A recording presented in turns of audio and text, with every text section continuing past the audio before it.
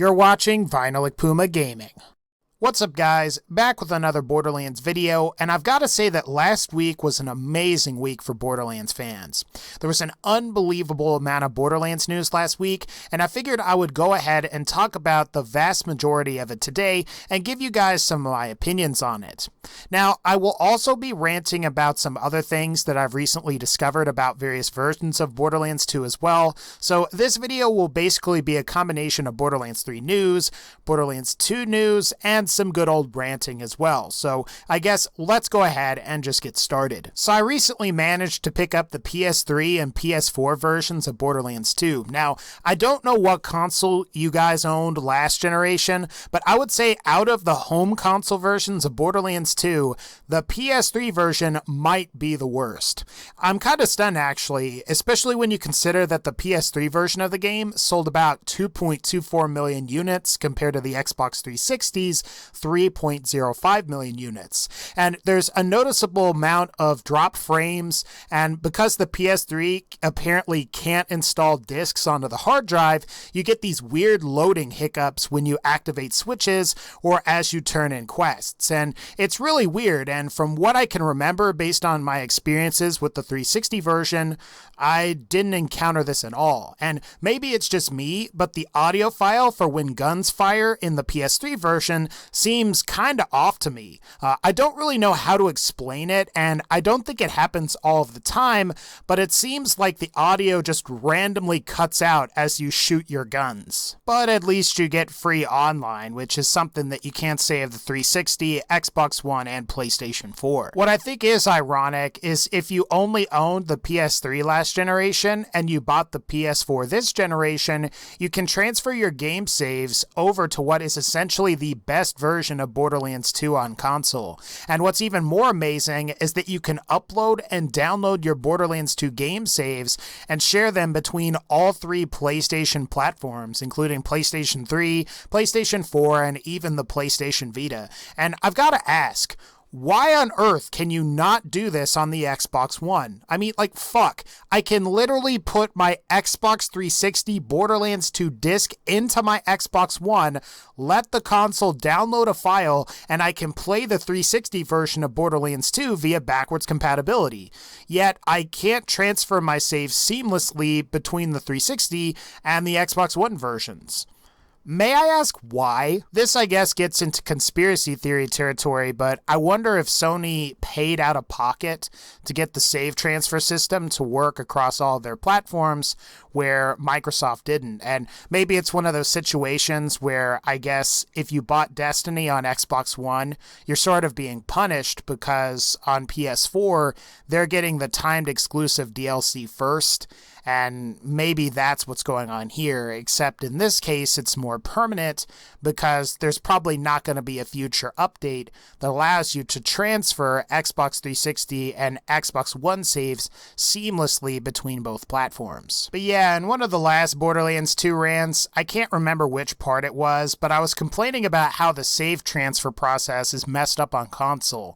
And while I will admit that it's certainly not ideal, at least it's a little bit better on the PlayStation consoles. It's just too bad that many people are coming from Xbox 360 to PS4, and thus they can't transfer their saves over unless they use a lot of third-party software. And even then, you would still need a PS3 and a copy of Borderlands 2 just to upload the converted 360 to PS3 save to your PS4. Now, I sort of mentioned it earlier, but Borderlands 2 is now backwards compatible on Xbox One. Plus, if you have Xbox Live Gold, Borderlands 2 is currently free to download, and you have until March 16th to download your free copy of the game, though I've got a feeling that if you're watching this channel, you probably already own this game. Now, at first, I thought this was kind of retarded, considering that the Xbox One already has the Handsome Collection, which includes a better version of Borderlands 2. However, if you consider that Borderlands 2 sold way more copies on the 360 than the Handsome Collection sold on the Xbox One, it's possible that it's a lot easier to find multiplayer games for the 360 version than it is to find games on the Xbox One version. Of course, I don't have any proof of that. It's just numbers might suggest that. Plus, if you never played Borderlands 2 and you own an Xbox One, you can basically download the game for free, play the shit out of it for the next couple of weeks, and then if you decide that you want more, you can just buy the Handsome Collection and transfer your 360 saves over. And when you look at it that way, that's actually pretty badass. And while I haven't done any testing, it's also possible that the 360 version of Borderlands 2 may even run better on the Xbox One through emulation than it does on the original 360 hardware. And this has happened with a couple of games that initially didn't run as well, like Halo Reach. And Reach now plays better on Xbox One than it did on the 360. Plus, if you happen to have the original BioShock for Xbox 360, you can remove the frame rate cap in the option menu, and the Xbox One can render that game at a near 60 FPS. It's just a shame that Gearbox didn't initially allow that kind of functionality for Borderlands 2, but it's still pretty cool that you can insert your 360 disc into an Xbox One and it'll play. I certainly can't say the same thing for inserting a PS3 disc into my PS4. Now, as I'm sure many of you already probably know, there was a crap ton of Borderlands 3 stuff going on last week. There was the Borderlands-style tech demo that was shown at GDC. I've already made a video about it, and I'll link the video in the description if you want my more in-depth thoughts on it. But what I will say right now is that I think this does confirm that Borderlands 3 is in early development, and we probably won't be seeing the game until at least Q3 of 2018.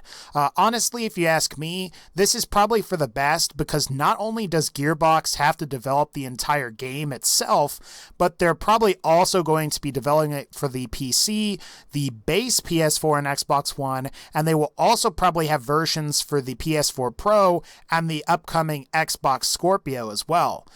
Overall, I'm really looking forward to it, and I'm glad that Borderlands 3, or whatever the next game is going to be called, will be an Unreal Engine 4. I think we are going to see a major visual improvement for Borderlands 3, particularly when it comes to lighting, and the ability to have more objects on the screen is definitely going to make this game look prettier. Plus, I suspect if it comes out by like 2018, 2019, we'll also get HDR support and 4K support. There was also some information that came out regarding an Easter egg that appears in Battleborn that may indicate a possible location for Borderlands 3. From what I can tell, it appears that some Battleborn players on the Battleborn subreddit deciphered a coded message that appears in the game. After reading a couple articles and doing some searching, I was able to figure out that the coded message must have been added with the new Battleborn DLC called Phoebe and the Heart of Ekunar. Maybe that's wrong, and feel free to correct me in the comment section, but ultimately, I am just going to tell you guys what this decoded message says. And ultimately, it says, and I quote, "Visit Promethea, children of the vault. We're not on Pandora anymore. Tannis is not what she seems. Do not open the vaults." This Easter egg refers to the Borderlands planet called Promethea. According to the Borderlands wiki, Promethea is where the Atlas Corporation found alien technology and used it to build better ships and weaponry. Apparently, the living conditions on Promethea are more harsh than they are on Pandora, which is both impressive and kind of hard to believe at the same time. It's also worth mentioning that the Morningstar sniper rifle from Borderlands 2 occasionally mentions that there are children on Promethea that can't afford ammo, and this happens during some of the reload animations. Otherwise, we don't really know a whole lot about this particular location. At the same time, I seriously doubt that Borderlands 3 will only take place on Promethea. It seems like that would be kind of dumb for Gearbox to do, especially since all of the other Borderlands games take place on or near Pandora. The notable exception being the pre-sequel, which pretty much took place on Pandora's moon Elpis. Even Tales from the Borderlands took place on Pandora, so it seems pretty bizarre to me that the next Borderlands wouldn't take place on Pandora for a significant portion of the game. That said, Borderlands 2's ending sort of alludes to the idea of there being more vaults on other planets, so it's possible that we could get a game that has us traveling across multiple planets in the universe. Perhaps Promethea is just one of the planets we visit, along with Themis, Borderlands, Dionysus, Artemis, Eden 5, Hieronymus, and of course Pandora. If you ask me, this brings up some opportunities for some really cool level design, and I would really like to see a lot of the low-gravity combat that we got to experience with the pre-sequel. It would also be nice to see Oz-kits, lasers, and cryo-weapons return in the next game too. Plus, it seems kind of ridiculous not to include them, especially since they have appeared in previous games. As far as the do not open the vaults part of the message is concerned, it seems like a general trend in the Borderlands games is that the pursuit and eventual opening of the vaults seems to generally lead to misery within the context of the story. In Borderlands 1, you open the vault and you get to fight the Destroyer, who is basically really difficult to kill, and the original Vault Hunters didn't really get anything for beating him. In the pre-sequel, you get to actually enter a vault, however along the way, you witness Jack becoming more and more ruthless until he eventually becomes evil at the game's ending. And in Borderlands 2, you have the Vault from the Torg DLC, which requires the blood of a coward in order to open, while the vanilla game vault that's guarded by the warrior requires players to kill the warrior, only to discover there are more vaults out there. At the end of the day, every time a Vault Hunter opens a vault, there never seems to be endless riches or happiness at the end. Only consequences and more eventual consequences seem to occur. But before we get to our final topic, I did want to go ahead and talk about ammo regeneration in Borderlands games, and why I think it shouldn't be an ability that's exclusive to specific characters. In Borderlands 1, each character had class mods that would regenerate ammo for a specific weapon type. However, what was also nice was that if your character didn't have the ability to regenerate a specific ammo type like SMG or combat rifle ammo, there were TEDIORE legendaries and pearlescents that had the ability to regenerate those ammo types. And assuming you had every TEDIORE legendary in Borderlands 1, you could regenerate for almost every weapon type, excluding launchers, because there wasn't a TEDIORE launcher.